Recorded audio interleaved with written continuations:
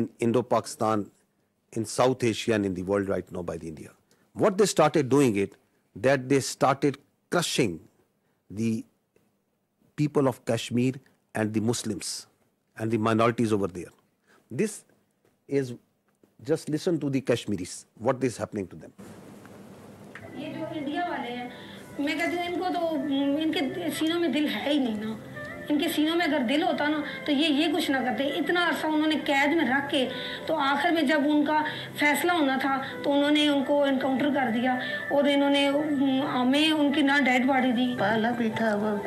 What we are telling you over here, that this is what they do.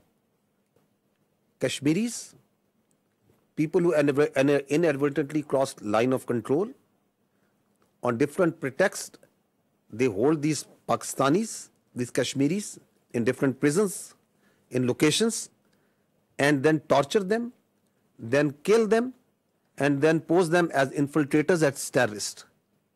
This is the story of a minor boy who crossed into Kashmir years ago. They kept him in jail, then killed him in a fake encounter. And this is the family of that child who is telling the story. This is how they frame and concoct evidence for these so-called acts. इधर ही बाहर ही खेलता था। माँ ने बहुत मुश्किल दिन गुजारे।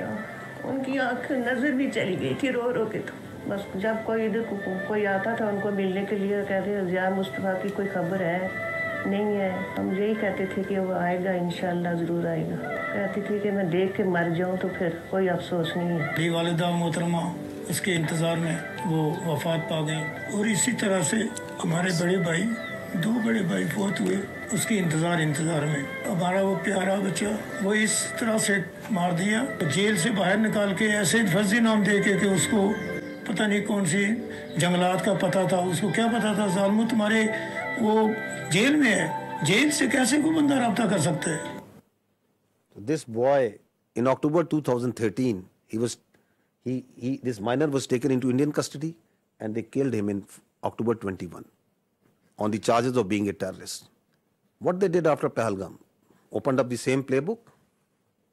So this is on 24th of April, 2 days after Pahalgam, we saw that the Indian media reported a fake encounter that two terrorists from the Pakistani side, they were infiltrating and they were killed. Look at their bodies, these so-called terrorists. They are two citizens, more than 50 years old, from a divided village, two Pakistani citizens from the Pakistani side of Kashmir. Clean shoes, shining moccasins, pistol, and a planted gun, and a planted pistol. And these are the terrorists that are going across in an area which is a border which is infested with military forces all over. And once the media went to their village and to ask the truth, listen to what the villagers tell about it. आसानियाँ हो गया है। ये दो हमारे बुजुर्ग भाई ये सदियों से यहाँ रह रहे हैं, इनका बाप दादा यहाँ का रहने वाला है। आलूसी के करीब ये गांव है, कहीं मालूम पड़ोसी गुम हो जाता है। आलूसी के करीब उनको ढूंढने के लिए गए, इंडिया आर्मी ने शहीद कर दिए। वो मार कर कहते हैं कि ये दहशतगर्द है और दहशतगर्द ये नहीं है। हमारे दो भाई इंडियन आर्मी ने इनको शहीद कर दिया है। वो गाँव के ज़ईफ़ुल उम्र थे, तकरीबन उनकी 50-60 साल उम्र थी और उन्होंने रिपोर्ट में डाल दिया कि ये पाकिस्तान के दहशतगर्द थे। दहशतगर्द नहीं थे, वो ज़ईफ़ुल उम्र थे। एक का नाम मलिक फारूक और दूसरे का नाम मोहम्मद नंबरदार। ये कोई दहशतगर्दी में नहीं पाए जाते हैं कि अरसा दराज से यहाँ रहते हैं। इंडियन आर्मी ने फायर करके उनको हलाक कर दिया। मेरे दो भाई अपना माल मवेशी ढूंढने के लिए एलओसी लाइन के करीब गए तो इंडियन आर्मी वालों ने फायर करके दोनों को शहीद कर दिया। The CNN team went to this village a few days ago and they went to the same village and what he found about the reality. Elderly children and women are incredibly scared. He says, we want to take our livestock out to pasture, but the Indians are right there in front of us, and we're very concerned. Their fears may be well-founded. This 17-year-old says Indian troops killed his father, Malik Farouk. He had gone to the line of control to chase our cattle, he says. The Indians shot him and accused him of being a terrorist. He is not. He is a good man. The day after the massacre in Indian-administered Kashmir, the Indian government announced it had foiled a terror plot, killing 2 Pakistanis. Malik's brother denies the allegations too, says he was just a herder like me, believes India wants their land, before breaking down in tears. It's okay. It's okay. It's okay. India's done a great cruelty to us, he says. If they want me to leave, put a bullet in my head. That's the only way I'll go. What I want to bring to your notice is this: you as independent journalists, please go and find the facts. These are the facts. You pick innocent people, you murder them, the army sits and tells them these are terrorists. They do it on daily basis. That these are these the terrorists that the Pakistan is sending across? They are innocent people. And on basis of that, you ratchet up concocted lies, a story,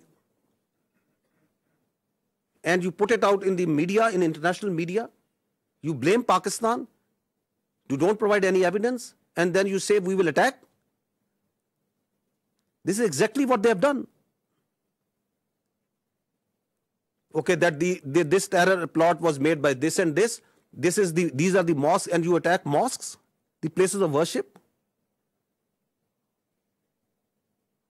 right under the eyes of the international community. The fact of the matter is, yes, there is terrorism.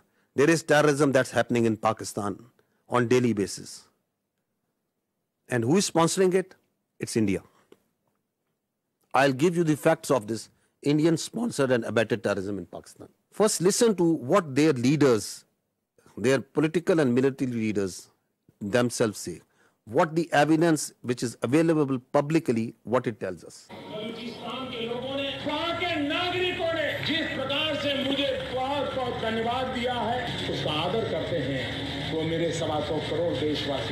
Pakistan's vulnerability is many times higher than of India.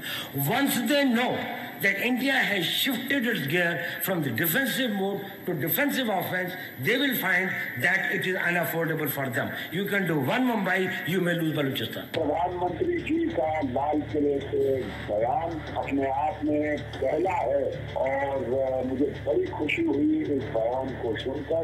इस phone में गुप्ती, मरी, मंगल, कौन से सरदार का number चाहिए मुझे बोलो, मैं दूंगा बलोचिस्तान में। अगर हम पाकिस्तान के अंदर उनकी जो इंसरेक्शनिस्ट मूवमेंट्स हैं उनके अंदर थोड़ा बढ़ावा देते हैं, तेल फेंकते हैं, हमें वो करना चाहिए। उन्होंने बलूची को दबा के गुलाम बना के रखे, तो उनको मुक्त करना है। The aims and the targets of Kulbhushan Yadav, serving naval officer of India, doing terrorism, supporting terrorism in Pakistan. Any kinds of requirements of them are conveyed back to the raw officials. The terrorist leaders who surrendered, they are telling that how India supports them, how India sponsors terrorism in Balochistan.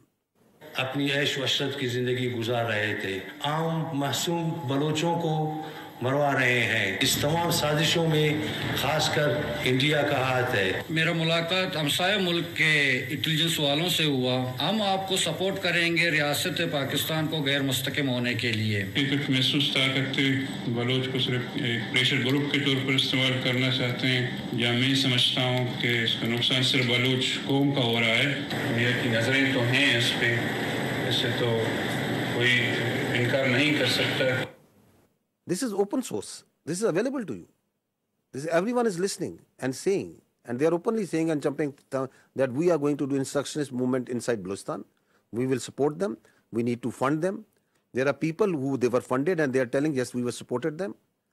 They have networks of people who they train them, they supply them weapons.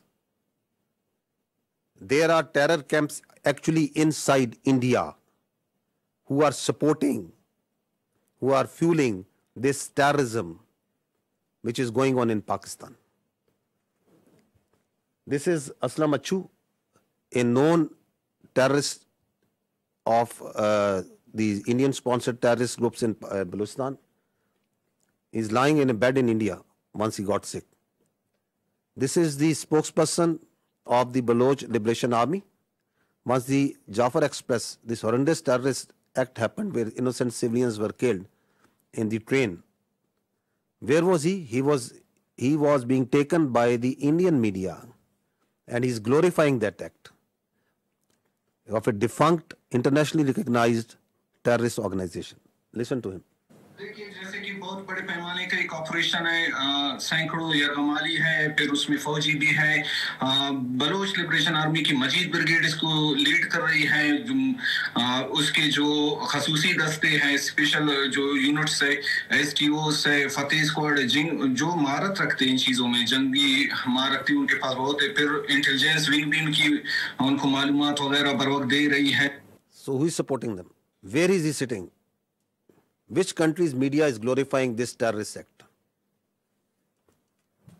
Now look at this way of this video that once the Jafar Express happened, this is a video that was shot exactly at the time when the train was blown up by the terrorists. Where was this video given? From where it was aired first time on the electronic media? India. Attack took place at around 1 p.m. when the train passed through the Bolan Pass. Big news coming in from Pakistan. So that video tells you that the Baloch terrorist groups made a video, and who is the one who is airing it? The Indian media. Who is supporting that and celebrating and glorifying that terrorist act? Indian media. This is the evidence that we put in January of 24, the Foreign Office of Pakistan. We have credible evidence of the links between Indian agents and the assassination of 2 Pakistani nationals on Pakistani soil. These are killings for hire cases. Indian agents use technology and safe havens on foreign soil to commit assassinations in Pakistan. An Indian agent, Yogesh Kumar, orchestrated the assassination. We have documentary, financial and forensic evidence of the involvement of the 2 Indian agents who masterminded these assassinations. Are they only involved in Pakistan? No, they are involved elsewhere also. They are involved in Canada also. They are involved elsewhere in the other countries also. You must have heard it again and again. But just to understand that why they are doing this, what they are doing right now, is because they don't want the world to ask these questions. You yourself support terrorism. You yourself mastermind terrorism. You yourself execute transnational killings. And at the same time, without any evidence, you concoct stories, and then on the pretext of those false presumptions, you carry out military aggression against innocent citizens. They are also responsible for transnational killings. Canadian security agencies have been actively pursuing credible allegations of a potential link between agents of the government of India and the killing of a Canadian citizen, Hardeep Singh Nijjar. The allegations that a representative of a foreign government may have been involved in the killing of a Canadian citizen here in Canada on Canadian soil is not only troubling, but it is completely unacceptable. This is something we take very seriously. A number of us have raised this directly with the Indian government. If the BJP administration is actively plotting to kill political opponents in the US and Canada, just imagine what's happening in India itself. I think very important point that is said by the Australian leadership over there. Just imagine what they are doing inside in India. Once this Pahalgam incident happened, immediately after that, the National Security Council of Pakistan sat down and issued a declaration. What did they say in that declaration? One part of it, it says that the Indian attempts to inject volatility in the environment along Pakistan's eastern border is aimed at distracting Pakistan's counter-terrorism efforts. Because one of the objectives of this incident is to provide space to the terrorists sponsored by India who are operating along in the western part of the country, whether it's Fitna al-Khawarij or the terrorist groups operating in Balochistan. Because the government of Pakistan, its armed forces, security agencies are on daily basis tightening the noose against this Indian-sponsored terrorism. So one of the objectives is to distract and divert the security agencies, the armed forces, from these counter-terrorist operations.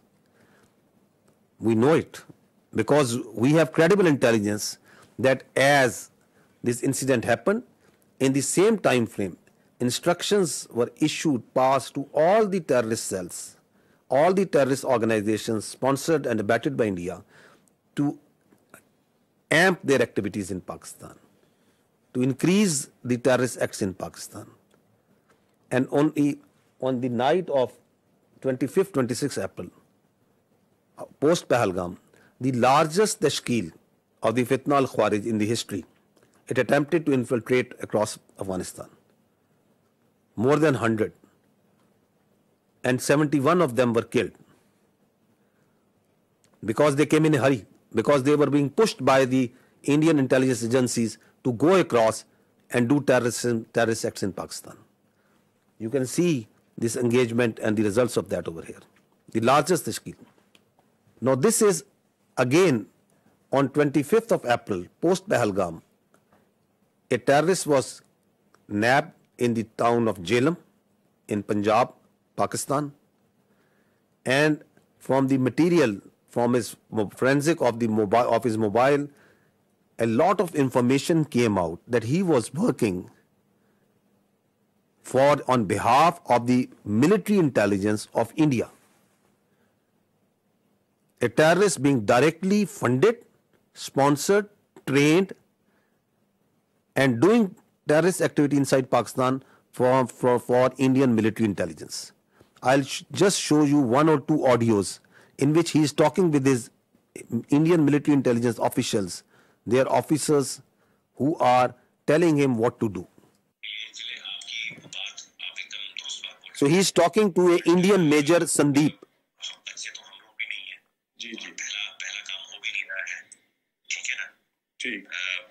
Balochistan से लेके लाहौर तक मेरा जो net है बैठा हुआ है ना, तो मैं अगर पैसा आपको भेज रहा हूँ, इसलिए नहीं भेज रहा हूँ कि मेरा बंदा कॉम्प्रोमाइज हो जाए। आप कभी डायरेक्ट अपने अकाउंट में पैसा नहीं लेंगे, पहली चीज। ये आपके लिए भी क्या कहते हैं, मैं एक डायरेक्शन डेटिंग लेके 10,000 रुपए यहाँ के मैं आपको इसलिए भेज रहा हूँ क्योंकि मुझको पता है कि कितने अमाउंट को डालने से ISI या आपके यहाँ की एजेंसी या आपकी साइबर विंग हो गई, ठीक है ना, या आपका पुलिस डिपार्टमेंट हो गया या एनफोर्समेंट डायरेक्टरेट हो गई आपकी, वो उस चीज को मद्देनजर नहीं लेगी। समझ गया, ठीक है ना। जब आप बड़ा ऑपरेशन करेंगे, और मैं लाखों की बात कर रहा हूँ, जब आपको 3-4 लाख रुपए भेजे जाएंगे यहाँ से, तो आप लड़कों में क्या होता है, एक ऑपरेशन करने के बाद वो पागल हो जाते हैं। मैं आप इस तरफ की बात कर रहा हूँ। उनको लगता है जी सामने वाला बंदा पैसा देने के मूड में नहीं है। जी नहीं, सामने वाला बंदा पैसा देगा, बट आपको वो टुकड़े टुकड़े में करके देगा। मेरे लिए बहुत आसान है, मैं भी कमीशन देता हूँ किसी बंदे को देने के लिए, जो वहां पे बैठा हुआ है, जो अपनी रिस्क पे आपको भेज रहा है पैसा, उसको भी तो मैं दूंगा ना भाई। मेरा क्राइम तो है नहीं वो, या घर वाला तो मेरा है नहीं, वो भी मेरा दोस्त ही है। मेरा ताना तो मैं दूंगा ही दूंगा ना भाई, उसकी भी तो लेबर लग रही है। फिर मेरे को सेफ रखना है तो मेरे लिए आसानी है कि मैं एक बारी में दे दूं, मेरा काम, मेरे पैसे बच जाएंगे। बट मैं आप लोगों की सेफ्टी को मद्देनजर रखते हुए उसको 2-3-4 हिस्सों में बांट करके आपको देता हूँ। अकाउंट में नहीं, अलग अलग अकाउंट के अंदर। हम फ्यूचर में भी जब आप ऑपरेशन देंगे तो मैं आपको पैसे दूंगा। तो इस तरीके से जब चलेंगे आप पेशेंटली, तो हम लंबा चलेंगे। देखिए, मैं 1-2 दिन के लिए नहीं हूँ यहाँ पे, मैं आने वाले काफी सालों के लिए यहाँ पे हूँ। ये ऑपरेशन के साथ आपका मेरा साथ और काम खत्म हो जाएगा। हम ऐसा करें कि आप भी बोले कि हाँ अभी किसी बंदे। So what is he telling them? He's telling them, I am running, that we, the military intelligence of India, are running a terror network, not here, we are running it from Lahore to Balochistan, all over Pakistan. He's telling him that we are here since years and we are going to be here for years. That's not that I am doing it for one off. You are just one of my many that I am recruiting and I am going to pay. And what's he telling him? He is telling him the intricacies of terror financing. He is a serving major of Indian Army. So who is doing terrorism in Pakistan? This is just one Indian cell. And he is telling them that I can give you millions, I can give you lakhs. Just imagine how much they must be paying to Fitna al-Khawarij, how much they must be paying to the terrorist groups whom they are running in Balochistan. Not millions, billions. This is the reality. We are asking that just give some iota, some fraction of such sort of evidence for what you are telling that this Pahalgam, someone in that Pakistani state was involved in it. You don't have any evidence. The same way, you have no evidence that Pakistan is attacking for last 48 hours at multiple locations inside India. You just concoct stories. I think this time has come to ask the real questions, the better questions, that the Indian government needs to stop living in cinema and theatrics, and they need to come out of fiction.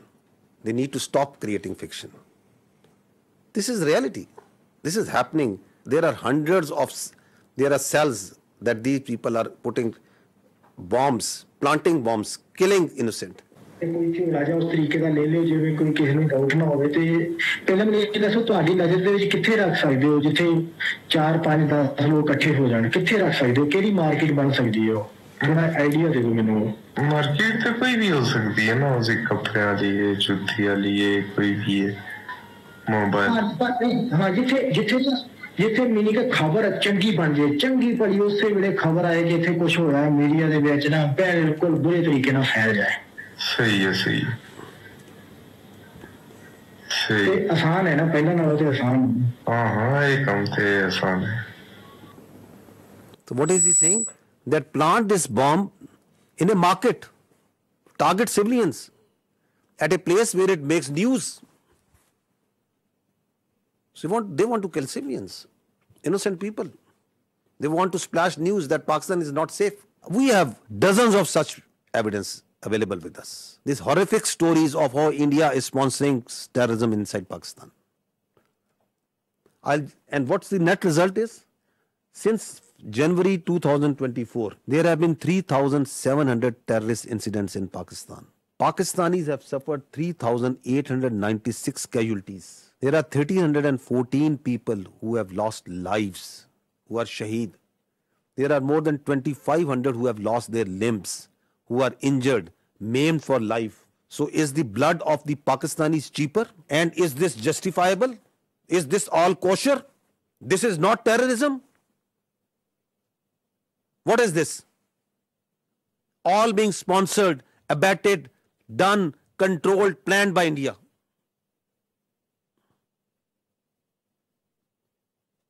And you don't have any evidence for Pahalgam? You cook up a story, this mantra, you listen just I think yesterday, there are jihadi organizations because Pakistan has been doing this, because Pakistan has been doing this, that because Pakistan has been doing this, just because that, where is the evidence for that? That Pakistan has history. Which history? Tell us about this incident. We have for each and every incident, we can tell you how the Indian hands were involved. Your leaders are on public display. They are saying that we are going to do terrorism inside Pakistan. We are going to destabilize Pakistan. And please understand this, that Pakistan is the last bulwark state standing against this terrorism. This creeping ideology, this perverted ideology that is coming from our West. If this country of 240 million plus people, if this terrorism, this perverted ideology takes roots over there, just feel the consequences of that for the world.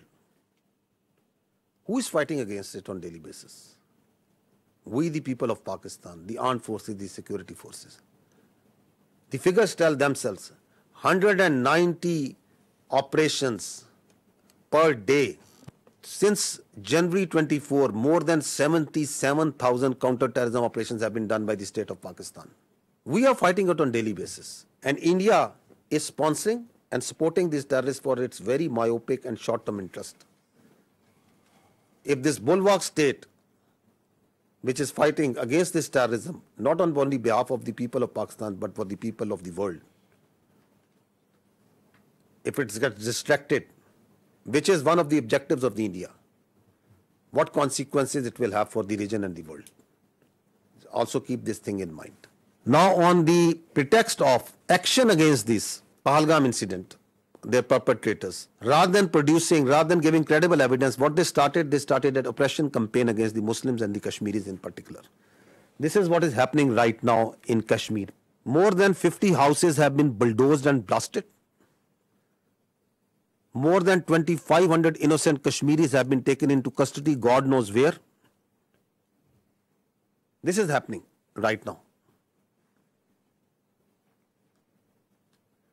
This is their counter-terrorism operations that is going on.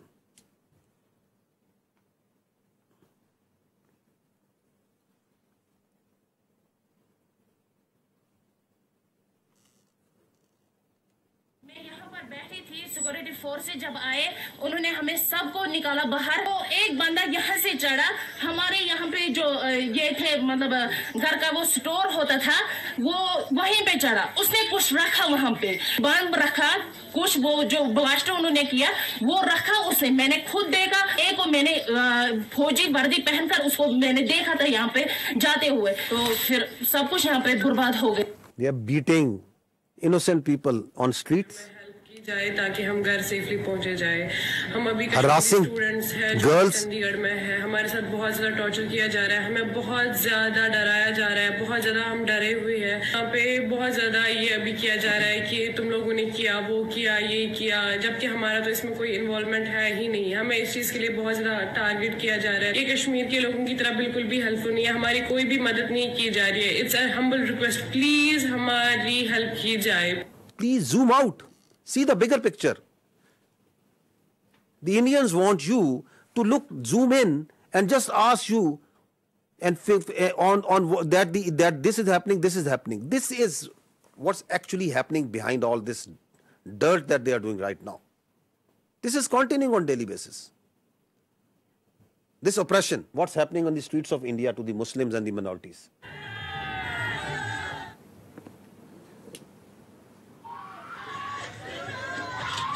हमने तो काम start कर दिया अपना गांव में। भाई हम काट डालेंगे, दो गए तो हमारे काट डालेंगे भाई। We will chop whatever Muslim we find.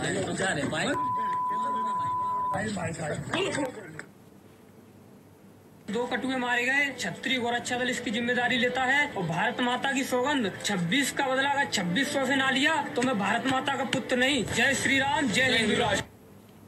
Dogs and Muslims not allowed. This is happening in India. अभी जो पहलगाम में आतंकी हमला हुआ है उसमें हिंदुओं को देख-देख के मारा गया है। Please understand this hatred, this state-sponsored hatred against the minorities, which is working with the mindset, the hubristic mindset which is behind this military aggression. The problem here is what India is doing, that they are doing two things. They are externalizing their internal problems and they are internalizing their external problems. So oppression of the minorities, extremism and terrorism is an internal problem of India. Rather than addressing that, rather than addressing this oppression, this extremism, this rising Hindutva within India, rather than addressing it, they are, this internal problem, they are externalizing it by putting blames on Pakistan and other countries, that this terror and this extremism is being exported from here. It is not. It is their internal extremism and oppression, day in, day out, 24 hours, that the minorities, that the Muslims, that the Kashmiris, that the Sikhs and others are facing there. You need to address it at home. Please don't externalize it. And Kashmir, ladies and gentlemen, is an external problem. It is an internationally recognized disputed territory between two countries, with the decision to be made by the people of Kashmir. But you are internalizing it by putting more than 700,000 troops over there, by doing oppression over there, by changing its demography, by changing its status. So this is the main issue that is at hand. You try to put their mouths shut. Listen to this boy. That on 24th April, what he said and then what happened to this journalist. He's a journalist in Kashmir. What happened to him on 25th April? यहाँ पर 7 लाख से लेकर 12 लाख के security forces हैं, वो क्या कर रहे थे? पहलगाम तक जाते जाते मुझे 10 चेक पॉइंट्स पे रोका जाता है, मच्छी साथ नहीं ले सकता मैं। ये बंदे आए कहाँ से? Don't ask Kashmiris on this, ask the security agencies. कितनी कंपनीज है यहाँ? RR है, SSB है, CRPF है, आर्मी है, BSF है, वो क्या जग मार रहे थे फिर? गवर्नमेंट क्या कर रही थी? मैं उससे सवाल कर रहा हूँ आप सब लोगों के माध्यम से कि क्या कर रहा था गवर्नर? होम मिनिस्टर साहब यहाँ आए। होम मिनिस्टर साहब, मैं आपसे सवाल कर रहा हूँ, ये क्यों हुआ?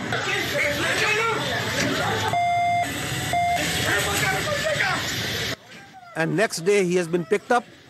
God knows where he is. Now listen to this girl. She is a social media influencer. What happened to her? अपहरण कांड 1999, कारगिल युद्ध 1999, संसद पर आतंकी हमला 2001। She is just saying that why all these terror incidents happen in the time when the BJP government is in power. और 2017 गोधरा कांड 2002, पठानकोट आतंकी हमला 2016, उरी आतंकी हमला 2016, पुलवामा आतंकी हमला 2019, पहलगाम आतंकी हमला 2025। पहलगाम हमले के जवाब में अब तक सरकार ने किया क्या है? मेरे ऊपर FIR। लोकतंत्र में आलोचना तो होगी, सवाल भी पूछे जाएंगे। You shut down the all digital media that is coming from Pakistan or independent news agencies.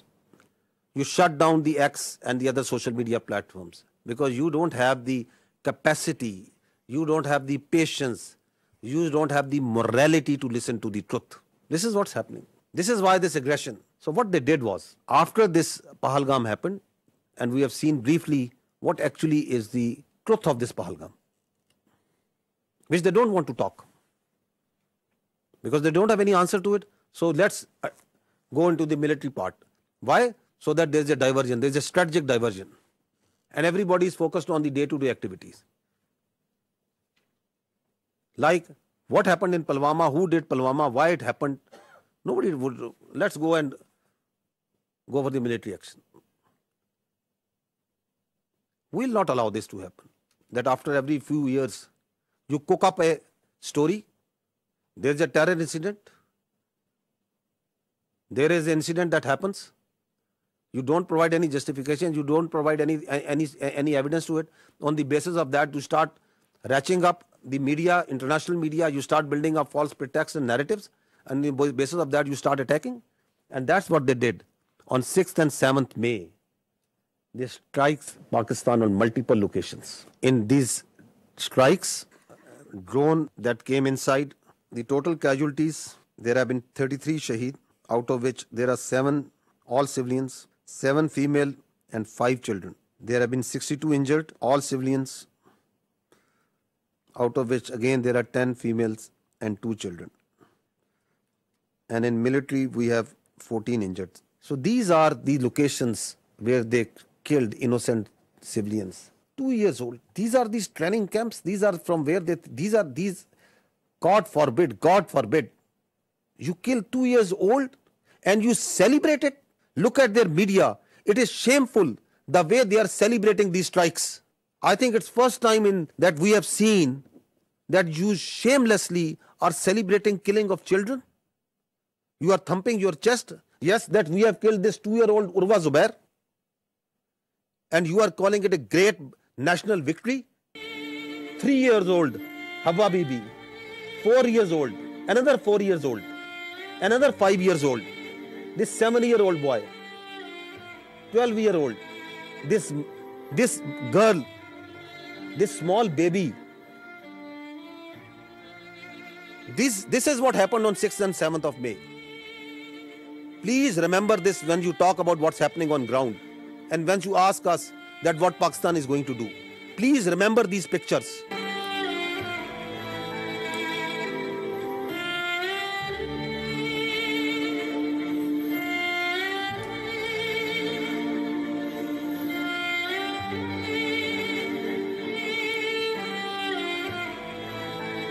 I ask you again, I request you to remember these pictures. They are in the conscience of the people of Pakistan and the state of Pakistan. India has killed innocent children on false pretexts. And they are thumping their chest. They are celebrating this killing of innocent. This is what they did to the mosques, to the places of worship. See the desecration of our Holy Quran. This is Murid Ke. This is the mosque that they bombed. See the Holy Quran. Tell me, please tell me, which religion allows this? Which humanity allows this?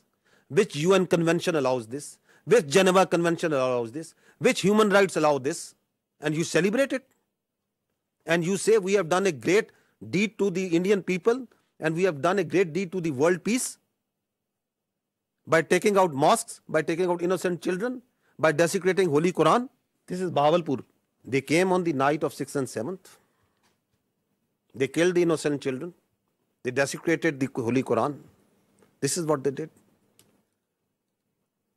Once they came, our proud Air Force took them on. They came in large numbers. 5 of their aircraft was shot down. 3 Rafales, 1 MiG-29, 1 Su-30, 1 large combat UAV, multiple smaller UAVs. On the line of control, the Indians opened fire all along, indiscriminate fire, specifically targeting these civilians living on the Pakistan side of Kashmir. Specifically targeting the civilian populations. We have responded. We are continuously responding to this aggression. And we are only targeting the Indian military posts. We are being very careful because Pakistan, the state and its people and its armed forces do not believe in targeting innocent civilians. We have neither the culture nor our religion allow, nor our morality allow that we target innocent people, that we target holy places. And I will show you the evidence that how precisely we are targeting only their military posts. So this is their brigade headquarters.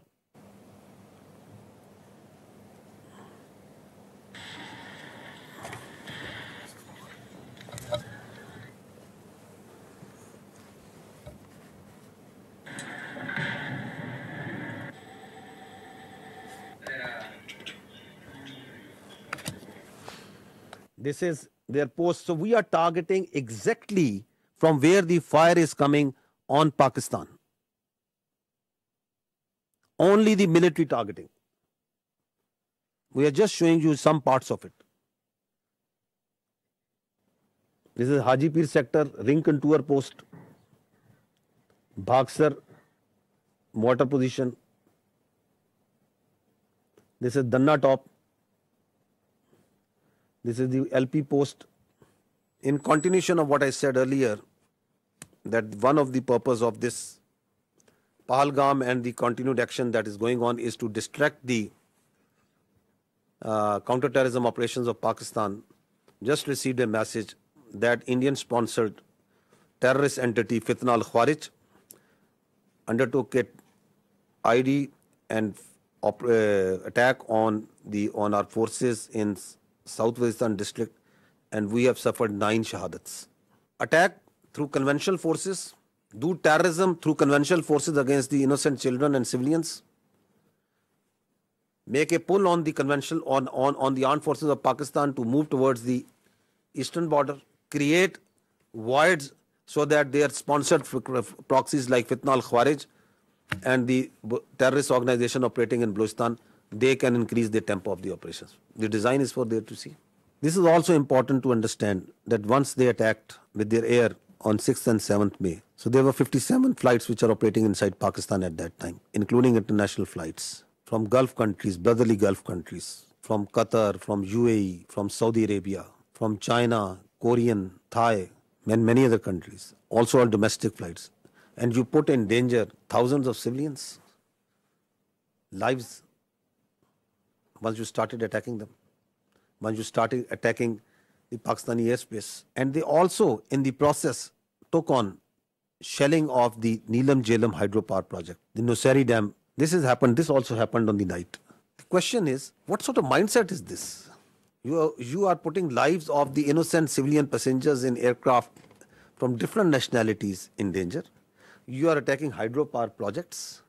water, dams, the storage sites.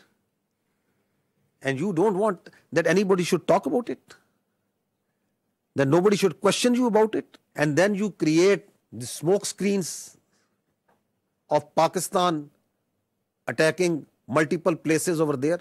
I told yesterday also, I tell again, when we will attack, when we will give them a response, we don't need Indian TV channels to report it. The voice will be heard everywhere.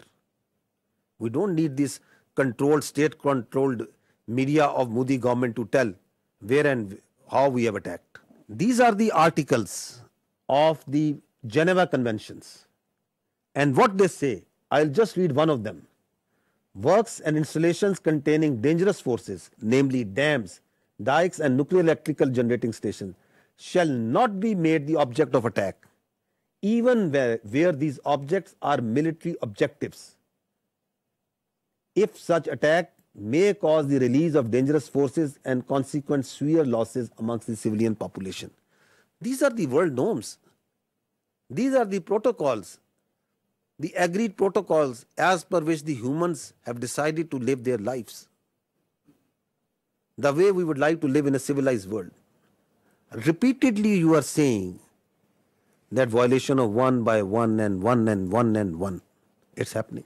And then we saw today, yesterday and then today also, they are sending Israeli-made Harpy and Harop drones inside Pakistan.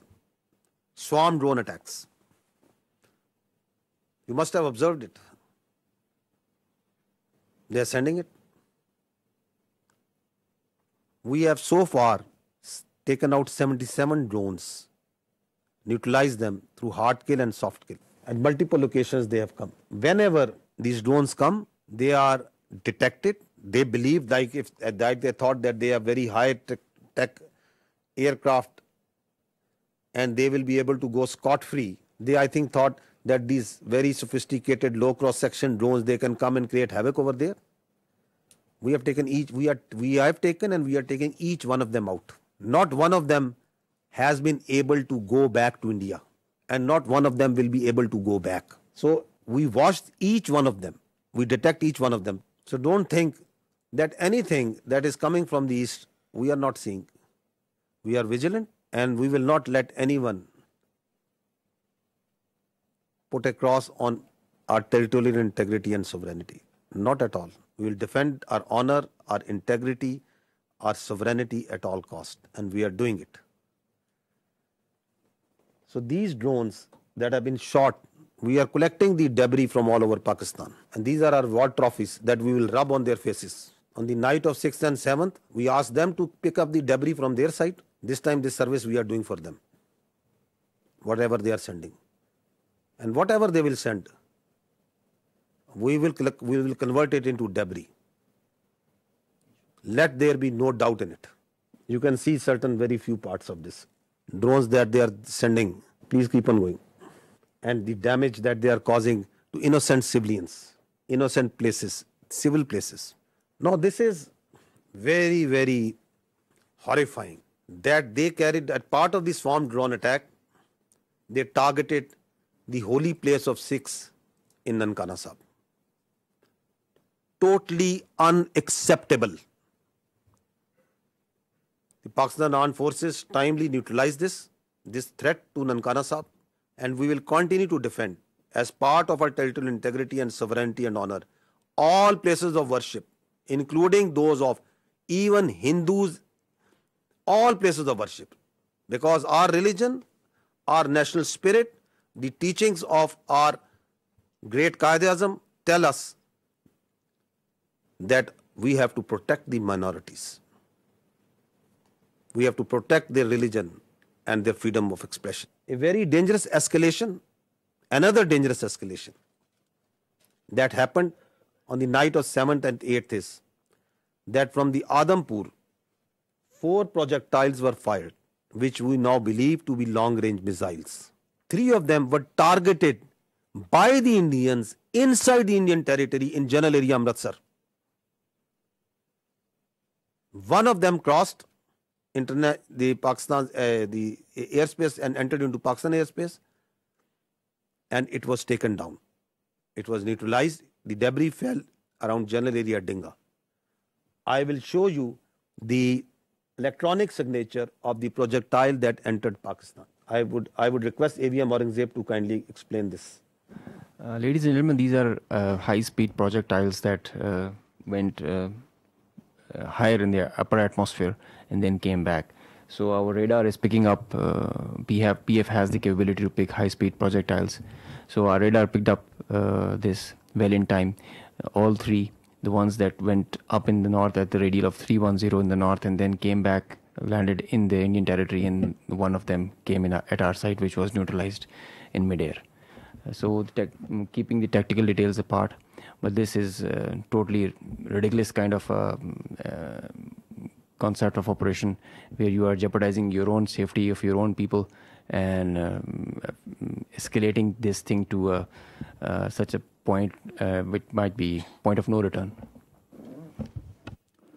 So this is near Dinga because there is a methodology, there is a way where and how to engage it, and there it was shot down and taken down. This is a part of the debris of that projectile, that long-range missile that came.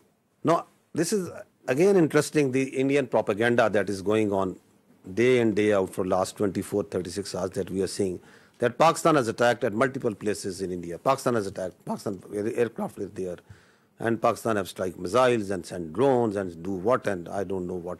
We have got so sick and tired, and it is no, we just stopped even following this sort of nonsense and stories and humor that is coming from there. The Indian journalists are themselves also saying, I never deleted tweets, but today I am deleting all tweets that I made without verifying the claims of our Indian media channels.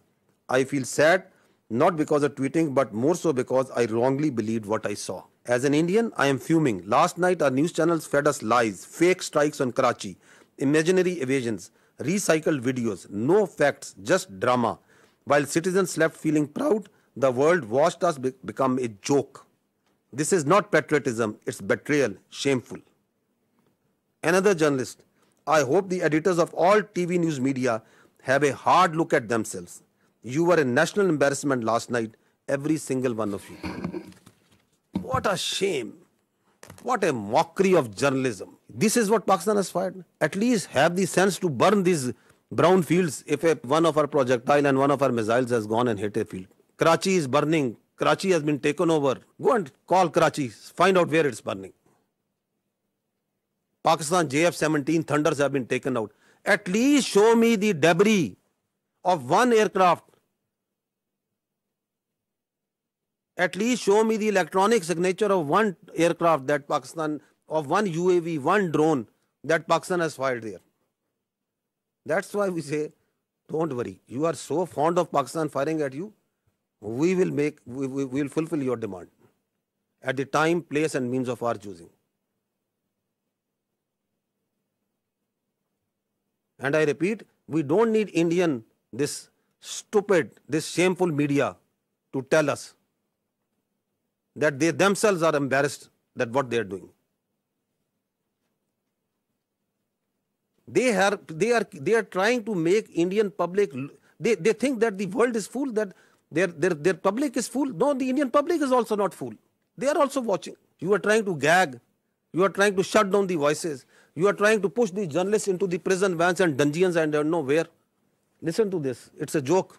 Listen to this joke. Of the Pakistan Prime Minister's residence. Pakistan के JF-17 fighter jet को भारत के आकाश missile system ने मार गिराया है. The JF-17s, perhaps two of them have been shot down. We are also told one F-16 has been shot down. That's a huge loss for Pakistan. One Pakistani fighter jet pilot has also been detained, is the latest information that we have. This is the latest information. 3 JF-17s gone.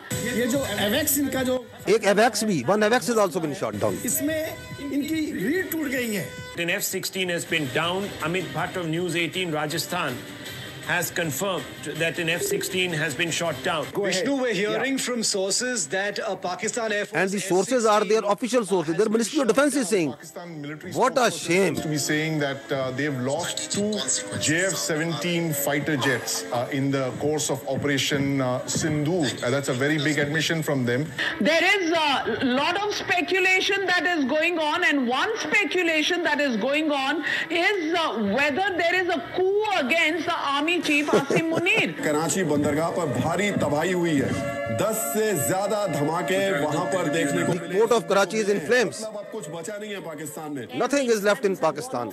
I hope you people are all right. Big news that is coming in. Rahul, Rawalpindi and now Islamabad. Air raid sirens have gone off in Islamabad. Army अंदर घुस गई है पाकिस्तान में. क्वेटा का इलाका है वहां पर in Quetta also कर दिया है. इस्लामाबाद के बड़े इंपॉर्टेंट स्ट्रेटेजिक लोकेशंस पर अटैक किया गया. Our missiles S-400s. Please pause. Please pause. Pause. One F-16. रोकिएगा. In the picture, you can see supposedly a PL-15 missile that they think is lying on the floor or somewhere. This one, I think you are referring to this. Yeah, one. this one. Yeah. Which they are claiming again and again. It's a PL-15. Children at science fairs make better models of such missiles. This is neither close to a PL-15, nor does it look like a PL-15. The missile does not land like this and gets broken in the mid section. The missile self-destructs in the air after it has a burnout time. I mean, this is laughable. You can die laughing. It's very dangerous thing that they're doing. It's fatal to human beings. This is absurd, totally absurd. Missiles don't land like this and get broken in the midsection, nor they are of white color if they are not dummy. So, and as far as the seekers are concerned, well, we say that we fired at them. So they're supposed to have seekers. We did fire. They're supposed to bring debris to prove the claim. They did this last time also in 2019. They showed a piece of an AMRAAM that they shot an F-16. The piece of an AMRAAM doesn't prove that they shot an F-16. It proves that we fired at them. Some part of the aircraft proves that they got the better of it. So we have to admit that they are making us, at least the humor part is with them. Yes, of course. No, they actually they live in movies. I must give credit. They have a very good theatre. They have very good this Bollywood, but that's not the reality. You have to grow out. Please stop living in Bollywood. Grow up. 2 JF-17s over Pakistan. Look at him howling. Pakistan's territory. Now this is war. This sort of war they can keep on fighting for next many days. They think that this is war, that whatever comes to your mind you start claiming. Why they are doing it? What's the sense of doing this? Because your face has been blackened on night of 6th and 7th May. Because we shot down your aircraft, your so-called very high technology aircraft that you were having, and you thought you can get away with it. And then once you didn't want to send your manned aircraft, you sent your unmanned drones, and we took each one of them out. Your face is being rubbed. You are frustrated. We can feel your frustration. We can feel your anger. Starting from 22nd April, you couldn't provide a shred of evidence. Nobody believes in your concocted story. Everyone knows that you are lying. And then you kill citizens, civilians, innocents. You kill children. Your lie is getting clearer for everyone to see.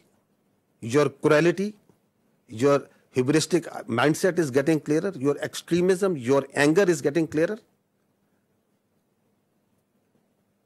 So you have to satisfy.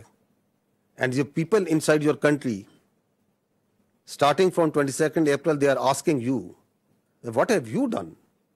Who are these people? Why there is this security failure? Because you have no answer to them? No, you concoct stories. We have taken on F-16. Karachi is burning. Quetta is burning. Prime Minister of Pakistan has been taken to a safe location. This, that, whatever comes to your mind. Is this a joke going on? These are two states. Their lives of hundreds of millions of people, thousands of millions of people at stake. The world peace is at stake. And this is what you are feeding. This is the war frenzy you are making. You watch their TV and they are showing that there are sirens going on, civil defense raids going on. So you want to create war hysteria? This is another point that I want to highlight, that we request the international media to fact check before buying their stories. This is just a very fresh story about someone who was leading the prayer, the funeral prayer of the people who died in one of the unfortunate place in this 6th, 7th, one of the mosques that was taken out. And the Indians started planting that this person who was leading is brother of someone whom they claim. You people are much more informed than me on this. Huh? So they started saying, no, listen to this. It's again sad that how people fall prey to these cooked up stories. So this is the British High Commissioner in UK. Now he is showing, the Indian High Commissioner in UK, he is showing this man and claiming him to be brother of this person. The founder of the terrorist groups that you're mentioning. Look who's behind him. Look at the coffins there. They have the Pakistani national flag. Masood Azhar's brother has been killed in Operation. So at least match your notes. Your High Commissioner in UK is saying that this man is leading the prayers. Your media is saying he has died. So before you cook up a story, I would request our dear friends, whoever is writing the script over there of this fiction book that they are writing, that at least match the notes amongst yourself. Abdul Rauf Azhar, Masood Azhar's brother, Abdul Rauf Azhar killed in.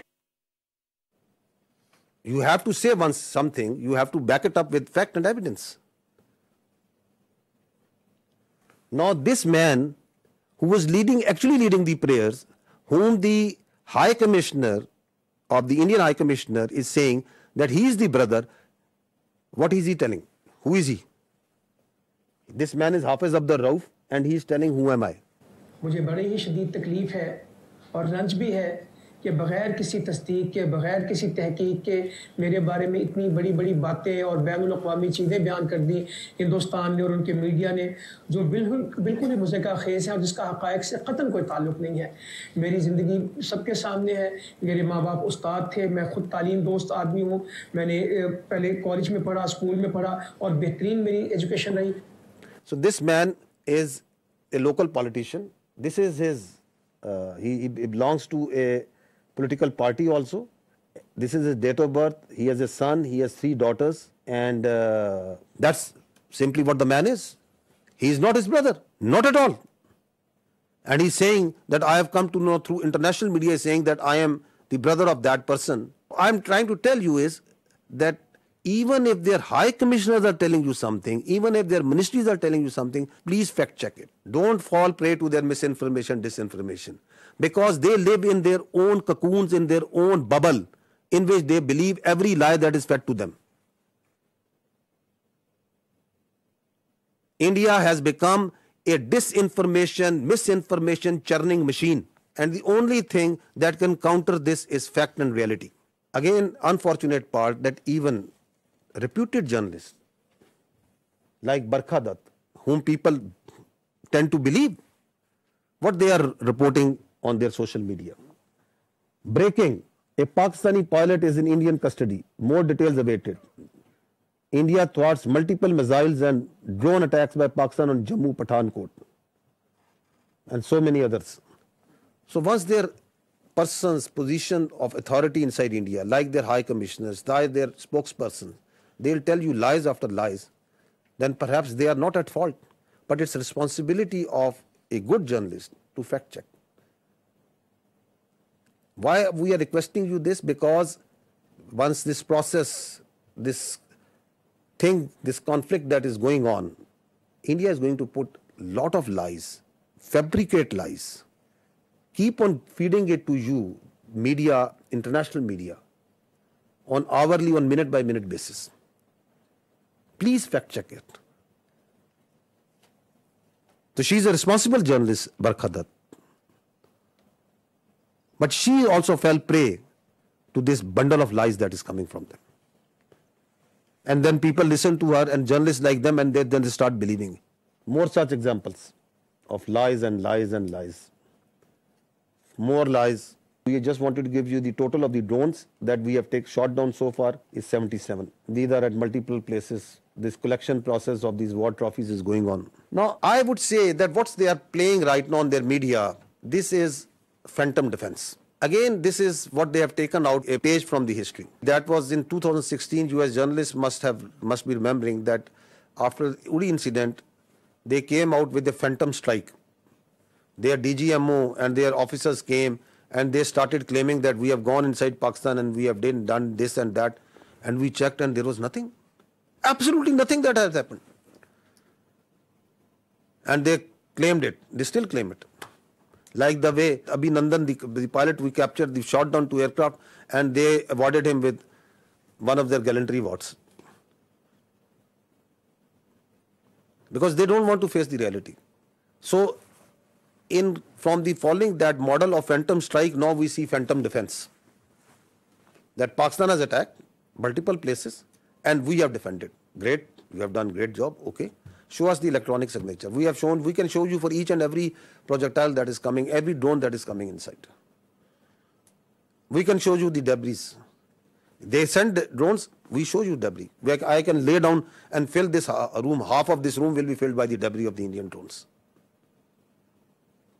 Because we don't lie. If we had casualties, we took the media, international media, to each and every place where they struck. We don't lie, we don't hide. So this is it. And if your air defense is so strong that you have taken out each and every missile and every drone, I'll ask you just one question. On night of 6th and 7th, once you shamelessly attacked holy places, the mosques, you attacked the innocent civilians. You came out with all your numbers in the air. Your whole air defense was lit up. You came at the time and place of your choosing. And after you have released weapons, only after that, once our air force struck back, why couldn't you take just one of our missiles? You were well prepared. That is the worth. And now once you call this phantom defense, then everything is going up and everything is being neutralized. Have some common sense, my dears, at that side before you start conjuring up stories. So far, 33 Pakistani Shaheed, 62 injured. That's the cost that we have paid. And I'll tell you, I have told you before, each and every drop of blood is in our conscience, in the conscience of these armed forces, the people and the state of Pakistan. You can't get away with it. Thank you. Auzubillahi minash shaitanir rajeem. Bismillahir Rahmanir Rahim. Ladies and gentlemen, I am the Deputy Chief Air Operations. On behalf of the Chief of the Air Staff and the whole Pakistan Air Force, I would like to avail this opportunity to first of all thank Allah, the Almighty, and dedicate this historic face-off to the Pakistani nation for their trust and faith in the armed forces. Very special thanks to the military leadership for their foresight and all-out support by the Chief of the Army Staff, and especially to the Chief of the Air Staff for his guidance, strategic vision, and the direction that he gave to the Air Force to create history like this. He really led from the front. He was involved all the way during this operation, spearheaded it, choreographed it, We call it the new art of war. This BVR fight of a couple of dozens up to 70 from their side, about 40, crossing 100, is the first ever in the history of aviation. It is going to be taught as a textbook case and a study and a reference material in the aerial combat history. I will distill some tactical details for you because they impact on the larger strategy, and run through very quickly so as to bring you all up to speed on what happened and how did it happen. This is the Indian side, this is the Pakistani side. We had some caps in the north, center, south, and AEW just to support it. And the IF fighters started an initial build-up that was picked up from the north and the center across IB at 0010 hours. And by that time, PAF had initiated its response within 2 minutes. By 0012, our response was activated. The IF started to get their fighters get airborne in large numbers. By the time it has come to 12:30, we were pretty sure that this is going to be the day and the time to knock some sense into these guys once again. So we commenced our multi-domain operations, the pride and joy and the new concept of war that we have. This is the picture that's getting jumbled up. We have huge number of IF fighters that are stacked up in azimuth and in vertical all across, and the PF DCA response is in position. The complete package, when it gets into shape, it is on 4 axes, and we perceive that they will have 4 incisions just to embroil. Up to 60 aircraft, including 14 Rafales, were electronically ID'd by all through our electromagnetic operational environment. We call it the EMO. So by the time they were in air, we had sorted out and contracted all fighters and accounted for.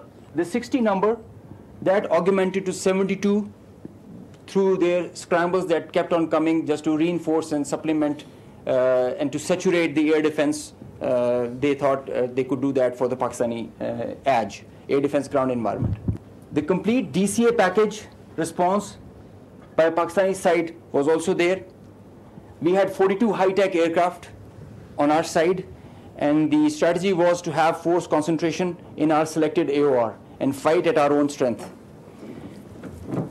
PF fighters ensured Pakistan's air sovereignty, and because of that, we first rerouted all civilian traffic that was about to go from Lahore, Islamabad, and this area, because we thought that this is going to be the hot plate. So we wanted safety for all the civil airliners.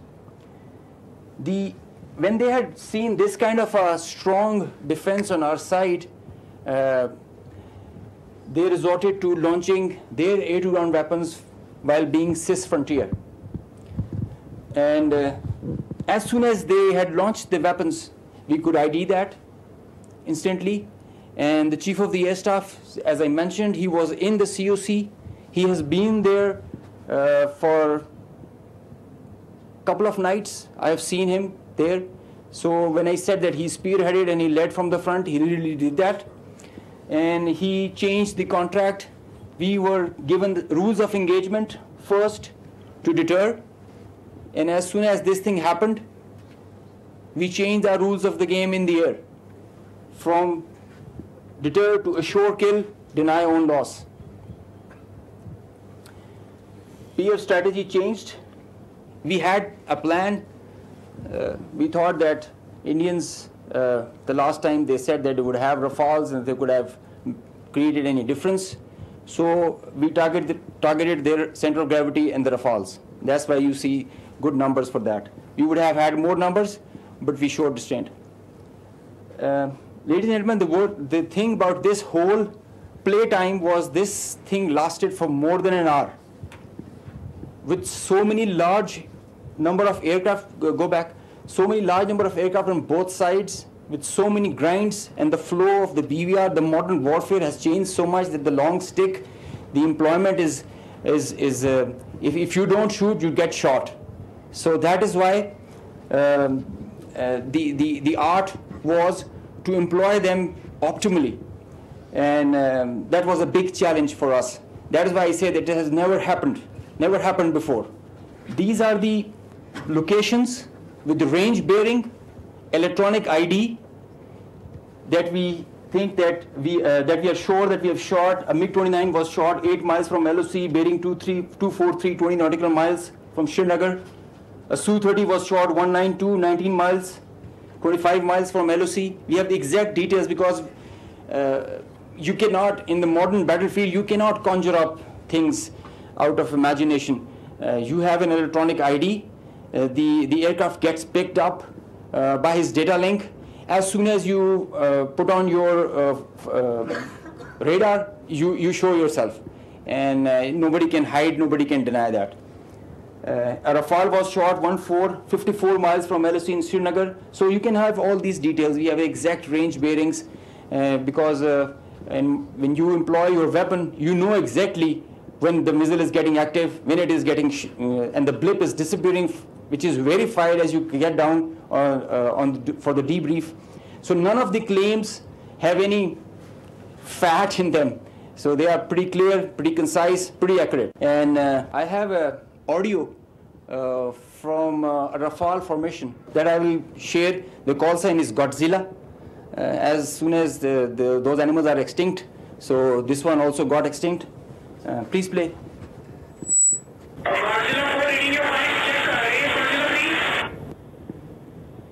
So he's asking whereabouts of his formation member.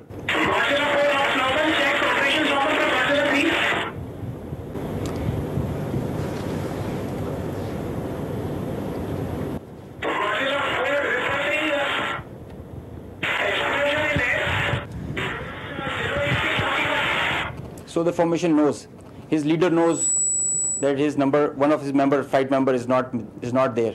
They have an RT. This is the original RT that they are exchanging, and they're asking about his position. He's giving his own operations as fine, but he has claims that I've seen an explosion in the air. And I will share this detail. It's a long RT that we have. If we can hear one RT of one formation member, we can hear all of them in panic and in distress. So the idea was to just to prize you guys and to share with you how complicated this was, how this example can be taken not to do when you know that the adversary has the long stick. But I must say that it is not the equipment that matters all the time. It is the training, it is the leadership that gives you the direction and the ownership that it shows. That's what matters. And the training, the operational competence that the whole formation has. And I hope they are slow learners, but I think they can get the drift of not doing it again. Thank you. So this is the live coverage that their media itself is, because it's very strange that the Indians are saying that we have not lost any aircraft. So if you have seen the evidence, I'll just show you, add up what their own media and open source is telling. Obviously, a lot of tension. 2-3 things I can confirm to you straight away is that the Srinagar Civil Airport, civil traffic has been shut at Srinagar Airport. And right now, I'm in Papur. Now, as we have been reporting since early morning, that there's a fighter jet that has crashed in this particular location. The remains of this jet are scattered in a large area. Air Force Garud commandos and everyone has come to the location. The periphery has been completely sealed. But just to give you an idea of where it has happened, I'll ask Tariq. This is the tree. In fact, the chinar tree has taken the brunt of this particular crash, because otherwise it's a civilian built-up area and there could have been casualties. Right now, we won't speculate whose plane is this. Obviously, defense officials will come up with clarity on the same. But we've been told that at least 3 such incidents have happened across Jammu and Kashmir at 3 locations, and all 3 locations being secured by the Air Force and. So 3. At that time, they are saying that we know that in Jammu and Kashmir, and the kills were 5. So this all were not in Jammu and Kashmir. So this is a picture of one of the location where the aircraft went down. On the right side, you are seeing that of the 12th April, and this is the next day after the engagement. So you can see the crash site clearly. So it was at a school. So this is again one person reporting from one of the sites. Another. इस वक्त India के ज़ेर इंतज़ाम कश्मीर के पुलवामा ज़िले में हैं और ये वियन उसी पुलवामा ज़िले के पांपोर कस्बे का एक इलाका है। यहाँ पर रात के दौरान मकामी लोगों ने एक धमाके की आवाज़ सुनी, जिससे वो बाहर आए और उन्होंने देखा कि कुछ चीज़ जल रही है। उस मलबे से ये वाज़ेह नहीं हो पा रहा है कि वो कोई तैयारा है, कोई ड्रोन है या कोई ऐसा यूएवी है, लेकिन लोगों का कहना है कि उन्हें यकीन है कि वो एक जेट तैयारा है जो गिरकर तबाह हो गया है, लेकिन वो अनआइडेंटिफाइड जेट बॉम्बर है, जिसके बारे में ये पता लगाना बहुत मुश्किल है क्योंकि अथॉरिटीज ने अभी तक इस बारे में कोई तस्दीक नहीं की है।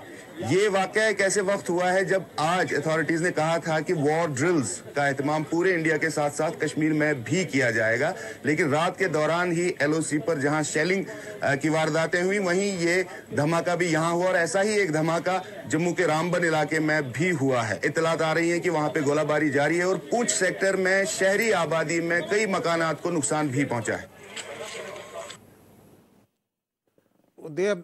I think yet to even acknowledge what they lost in 2019. So we are not much worried that they are not acknowledging.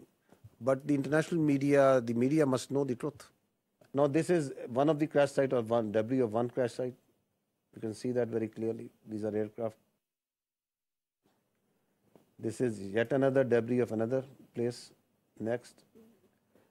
So this is, you can see the tail number of one of the Rafale. You can see it clearly that is lying. That tail, which was at one time was on an aircraft, is now on ground, detached. This is again, this engine was one part of one Rafale at one time, now it is on ground burning. The Indians may say that we have not lost everything, but fortunately I think for the world we are living in 21st century, it is not 18th century. Everything leaves a mark.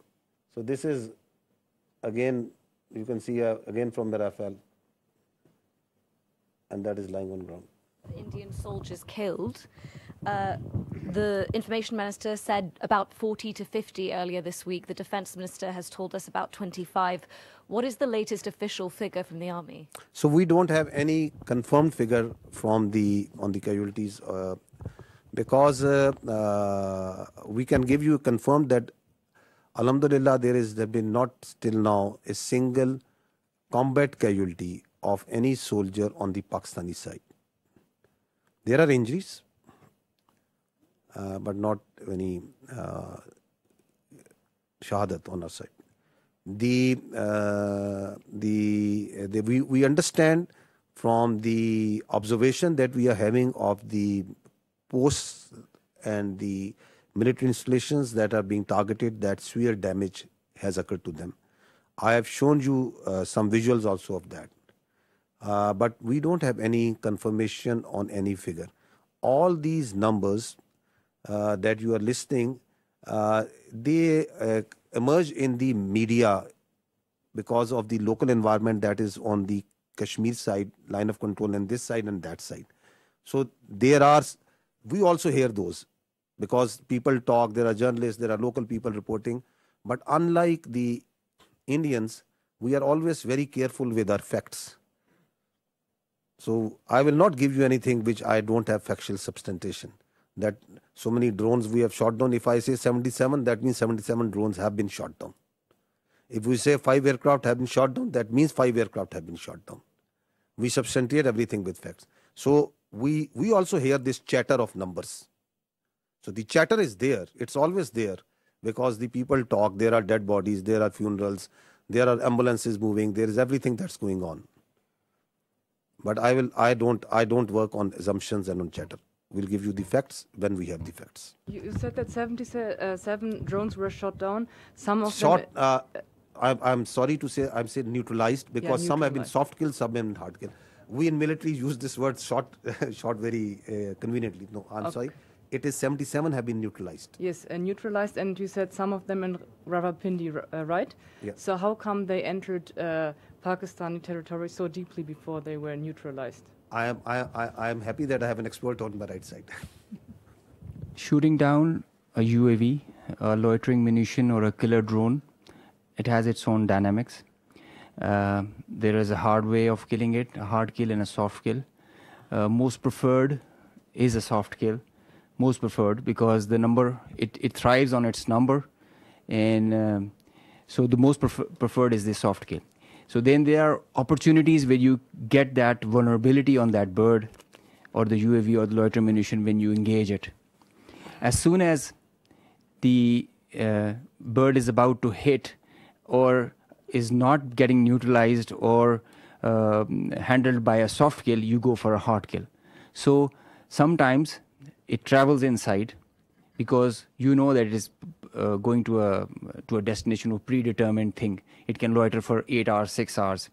So that is why that kind of a dosage is given and administered accordingly. So sometimes the birds are shot right there and then because of a soft kill, and if it doesn't work, a hard kill is done. Juliette Monceau from AFP News Agency. I wanted to know if there have been any direct talk between India and Pakistan yet, and if it's not direct, indirect talk, and if yes, through which country? So I can confirm you that I heard some news about direct communication between the Indian NSA and Pakistan NSA. No such communication has been made. And as far as indirect, I think you'll get a better answer from the Ministry of Foreign Affairs because all this diplomatic initiative is being spearheaded by them. Xinhua News Agency. According to WAFDA yesterday, that the Netlam Jhelum hydroport project has been shut down due to the missile attack, as you are also shown some footage. Can you verify the news that it has been shut down, and what is the status right now? So regarding of that, we know that in Pakistan there are still a lot of civil facilities such as the hydropower dam and power plants. Are there any strengthened measures such like anti-missile system taken to prevent such an attack happen again? This is my first question. Coming to the second part, I'll not go into the specific details, obviously because of operational reasons, that what air defense measures or anti-aircraft measures have been taken around them. But we have a very robust layered tiered air defense system in Pakistan. And so I'll leave it to that.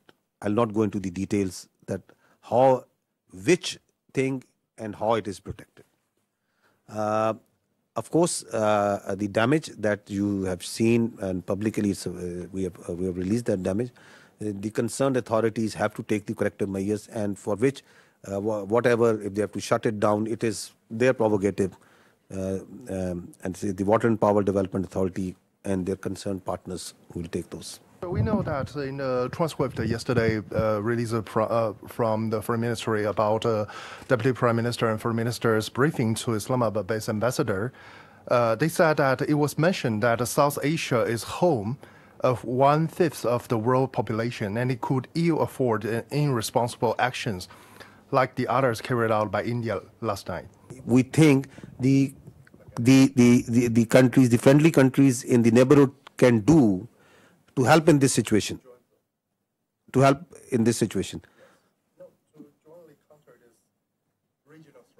jointly counter this regional threat. I think the first thing is to put some sense into these people who have this hubristic mindset. The first and foremost thing is to tell them that don't externalize your internal problems and don't internalize your external problems. Have some sense and don't try to act like a regional hegemon. You are not. And respect the sovereignty and territorial integrity of the other states. Live like a responsible state. Stop spreading lies. Stop putting fake news out. And live like neighbors you need to live. So I think the first thing is to put some sense. And if that sense can't be put, then sense have to be put in some other way. Because this cannot go on. This cannot be allowed. That you think that you have a false sense of self-entitlement. God knows from where it comes. So this has to be told in the language that they can understand. Hopefully that language is the easier one and it doesn't get that harsh. Yesterday, Indian Defense Minister said that quotation operation is not over after the drone attacks. What is your intelligence? I mean, are you expecting such kind of attacks as like a 6 and 7 May in near future? And what is the Indian army positions about the line of controls? Are they putting the more defense or more forces over there to, let's say, to prepare a war or something? What is your intelligence about this? We are prepared for any eventuality, whatever they may do. It's their choice. I told you before, whatever they may do, we are prepared for any eventuality. They want to continue it, fine. But what they have started, I'll tell you, we'll finish it. Sikandar Karmani from Channel 4 News in the UK. You talked extensively about the Pahalgam attack. I know Pakistan has called for an independent inquiry. Whilst that has not started, I wonder if the intelligence services in Pakistan have, of their own accord, begun any kind of investigation into whether indeed there were any links between, for example, Lashkar-e-Taiba and the incident in Pahalgam.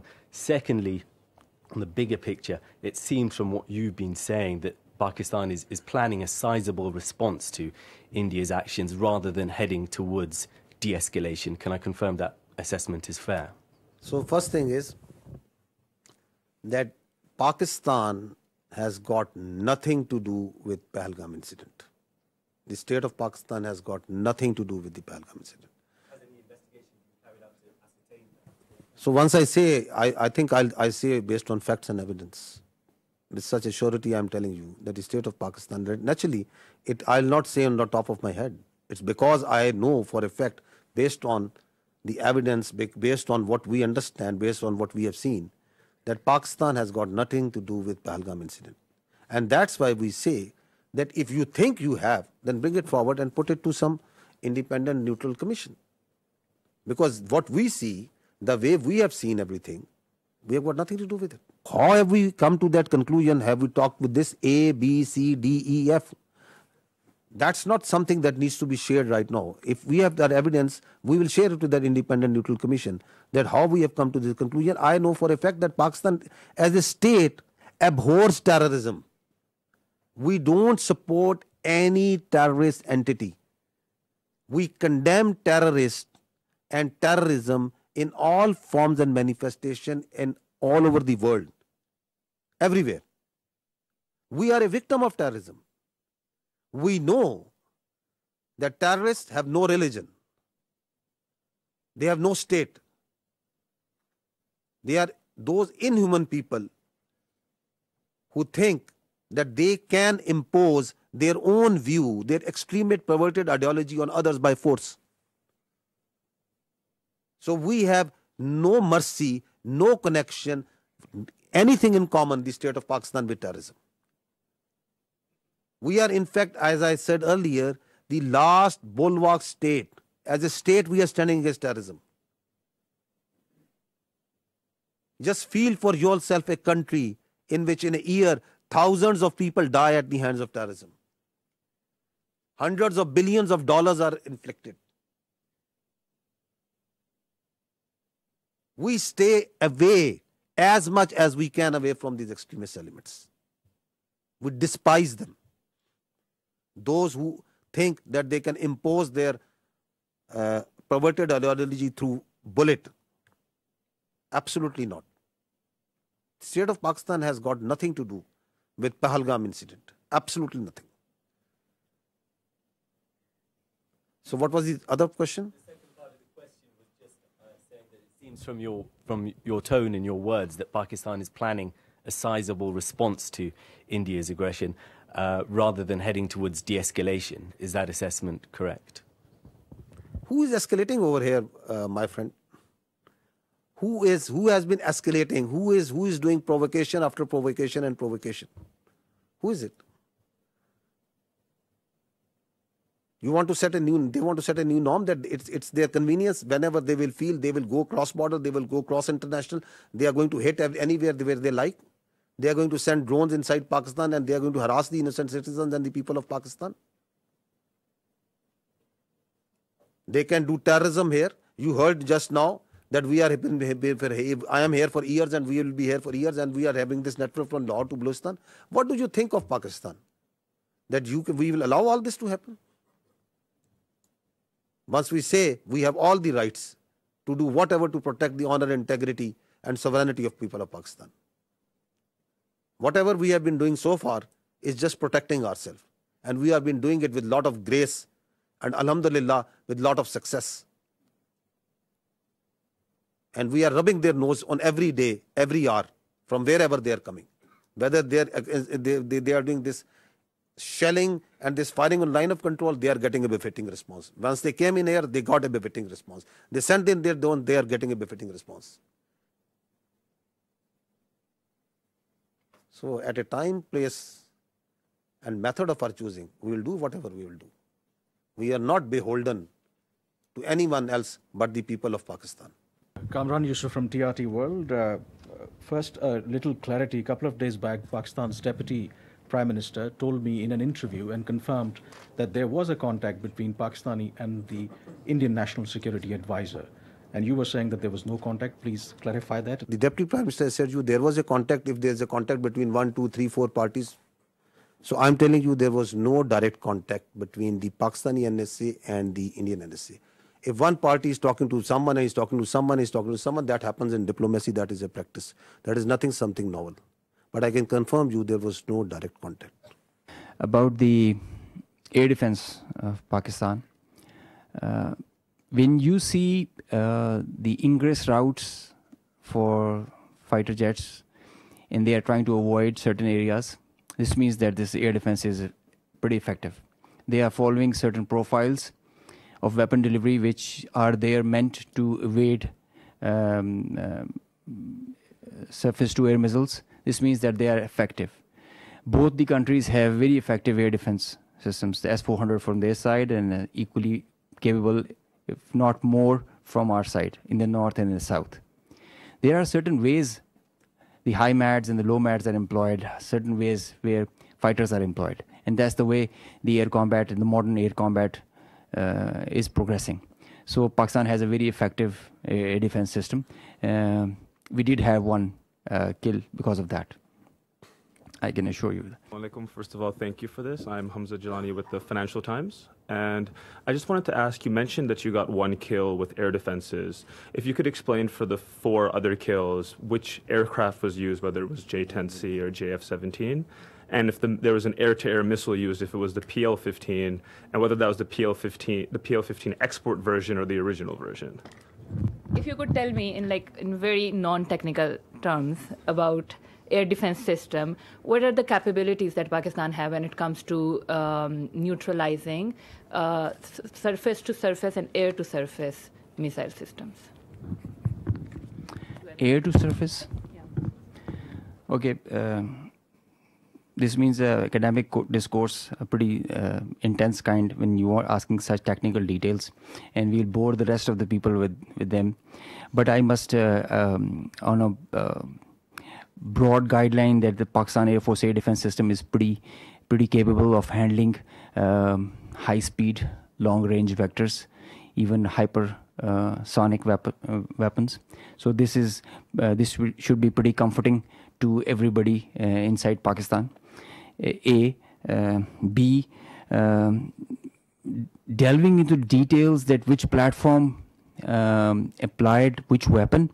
You see, in modern warfare, all the players have their own contracts as per the game plan, and they create opportunities. Sometimes you have cross pockets which are of providence. So let's not go into details with which aircraft at which angle and aspect, and at D-max was it at what delta. But we did have a high MAD kill. We had participation from JF-17, the F-16s, the J-10s, and PL-15E or X or Y. It's the short log that we had. Ji, Assalamu alaikum. Abid Hussain from Al Jazeera. My question to DG ISPR Saab. Sir, my question is that obviously you have denied very robustly that we did not send any drones or any missiles to India. So would you very categorically say what happened yesterday in terms of the videos that they have shown in Jammu particularly, was that a false flag operation from the Indian side? And subsequently, maybe, you know, perhaps tomorrow, whenever they come up with some sort of debris, which you have asked in this thing, if that does happen, how would you perhaps, like, is it going to become a he said, she said thing or something else? So these two things. If we had sent anything, it will leave a electronic signature, one. We have all the records of the airspace, that what goes there and what goes from here to there and what comes from there to here, and it's all timestamped. So we are pretty confident once we say that nothing went from here. And as far as they are concerned, we don't give much damn and credence to whatever they say. So whatever they are saying on Pahalgam, whatever they are saying about these mosques and places of worship where they say there are terror camps and there was some training, whatever they are saying about that Pakistan yesterday, the havoc that they had caused to Pakistan yesterday, how many aircraft they have taken it out, whatever they are saying that what we have launched over there. So I've just shown you their High Commissioner, a very responsible person, is telling that this man, who is he, falsely calling someone who is someone else, is someone else. And then the same media who is telling you stories, they have already declared him dead. So who to believe over there? What to believe? You said that we are not escalating, but how does Pakistan military see the next steps on the escalation ladder? And do you foresee any ramp-offs in this process? Escalation ladder, you know, it is always unpredictable. Could any of us have predicted that Indians would launch a phantom defense last night and start claiming that Pakistan has attacked India at 15 locations? Or you could have predicted about 2 days ago that after 2 days India would say that they have taken out the Karachi port and it's burning. With such a belligerent who can come out with any story, who has no morality, could you predict that they could go and they will try to knock out one of the holiest places of Sikhs who are part of the majority of whom live in India and they are their citizens, Nankana Sahib, that they would plan such a thing? Could you predict that they will themselves target their own citizens and their own places and do in Amritsar with missiles? Can you predict that? You are asking me to predict that how I am going to behave? You want all the rationality and all the logic and all the cold responses from Pakistan, and you think that they have all the room to play and whatever they want like to do? Nobody can predict. Sarah Hassan from Voice of America. There's a fear among the public. Schools are closed, airports are partially operational, and as you also said that we will respond at our time. So do we think that we are still in the state of war? What do you think? What is this? Till the time the territorial integrity, sovereignty and honor of Pakistan requires that. If Pakistan's airspace, Pakistan's land, Pakistan's ADIZ and territorial waters, there's no compromise. There's no compromise. Pakistan's people, when they are threatened, their loss of life, loss of material, it cannot go unnoticed, cannot go like that. We owe it to our nation. And the pride and the trust the Pakistani nation has on our armed forces, we have always upheld it at all cost. At all cost. We did try to tell them with our tactical brilliance in Pulwama. Now we showed them our operational prowess and strategic guile and guide. And I think they should take heed. This is the best we can. DG ISPR lieutenant general Ahmed Sharif Chaudhry news conference कर रहे थे। उनका कहना था कि भारत पर पाकिस्तान के हमले की ख्वाहिश को जल्द पूरा कर दिया जाएगा। 6 और 7 मई की रात को इनका मुंह काला हो गया क्योंकि हमने इनका हाई टेक्नोलॉजी एयरक्राफ्ट गिरा दिया उसके बाद भारत अपने पायलट भेजने की हिम्मत नहीं कर सका। इन्होंने ड्रोन भेजे जिन्हें हमने गिरा दिया। हम आपकी बौखलाहट और गुस्सा समझ सकते हैं। भारतीय हमले के वक्त भारत के 60 तैयारे फजा में थे जिन्हें इंगेज किया गया। DG ISPR lieutenant general Ahmed Sharif Chaudhry international media के साथ अहम प्रेस कॉन्फ्रेंस कर रहे थे। उन्होंने कहा कि एयरफोर्स और पाकिस्तान नेवी के सीनियर अफसरान भी उनके साथ मौजूद थे। डीजी ISPR ने ब्रीफिंग में राफेल तैयारों के पायलट की गुफ्तगू भी सुनाई। कश्मीरी शहरियों की जानिब से पहलगाम वाक़े पर उठाए गए सवालात की वीडियोज़ भी पेश की और उन्होंने कहा कि पाकिस्तान अपने वक़ार और आज़ादी की हर कीमत पर हिफाजत करेगा। भारत बच्चों, ख़वातीन और आम शहरियों को निशाना बना रहा है। उन्होंने कहा कि पहलगाम वाक़े के बाद भारत ने इल्ज़ाम पाकिस्तान पर लगा दिया था। डीजी ISPR ने बैनुल-अक़वामी मीडिया को बलूचिस्तान में भारतीय तख़रीबकारी के सबूत भी दिखा दिए। कहा भारत कलअदम BLA की पुष्पनाही कर रहा है। भारत फितनाल ख़वारिज समेत दूसरे दहशतगर्द ग्रुपों को मुआवनत भी फराहम कर रहा है। आपको अपडेट कर रहे हैं। इस हवाले से आप बताएं कि डीजी ISPR ने बैनुल-अक़वामी मीडिया को बलूचिस्तान में भारतीय तख़रीबकारी के सबूत दिखा दिए हैं। डीजी ISPR प्रेस कॉन्फ्रेंस कर रहे थे। उनके हमरा पाकिस्तान एयरफोर्स और पाकिस्तान नेवी के सीनियर अफसरान भी मौजूद थे। कहा गया कि भारतीय मीडिया को फिल्मों से बाहर निकलकर हकीकत का सामना कर लेना चाहिए। भारत झूठी खबरें फैलाने वाली फैक्ट्री बन चुका है। भारत अक्लमंदी का मुजाहरा करते हुए दूसरी रियासतों का एहतराम करे। उन्होंने कहा कि फ़ोन कॉल्स पर भारतीय खुफिया एजेंसी ने इस बात का एतराफ़ किया है कि पाकिस्तान में दहशतगर्दी में मुलविस पाए गए हैं। उन्होंने कहा कि मकबूजा कश्मीर के साबिक गवर्नर सतिया पॉल के मुताबिक मकबूजा कश्मीर में हमले भारत में इंतखाबात जीतने का एक ड्रामा है। आपको अपडेट करें, पहलगाम वाक़े को जवाब बनाकर की जाने वाली जारियत भारत को जज, जूरी और सजा देने वाला बनने की इजाज़त नहीं दी जाएगी। डीजी ISPR ने बैनुल-अक़वामी मीडिया को बलूचिस्तान में भारतीय तख़रीबकारी के सबूत दिखा दिए। कहा कि भारत कलअदम BLA की पुष्पनाही कर रहा है। भारत फितनाल ख़वारिज समेत दूसरे दहशतगर्द ग्रुपों को मुआवनत फराहम कर रहा है। एक टेलीफोन कॉल में भारतीय एजेंसी के अफसर ने तस्लीम किया कि वो पाकिस्तान में दहशतगर्दी में मुलविस है। भारतीय खुफिया एजेंसी का अफसर दहशतगर्दों को भारी रकम देने की बात कर रहा है। वो अफसर दहशतगर्दों को अवामी